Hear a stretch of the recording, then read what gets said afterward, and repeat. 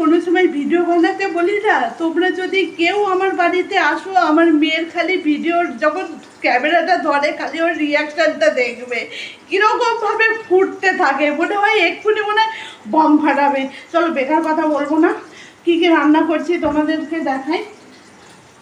এখানে হচ্ছে আমার বরের সব থেকে ভালো জিনিস, ও যেটা বেশি ভালোবাসে, কাঁকরোল ভাজা। আর এই হচ্ছে মুসুরির ডাল আমি সিদ্ধ করে রেখেছি, যেটা এখানে আমার সব কাটা আছে। পেঁয়াজ, চালটা এই দিয়ে হবে টক ডাল মুসুরির। আমার বলাটা একটু গন্ডগোল হয়ে গেল, তোমরা কিছু মনে করো না।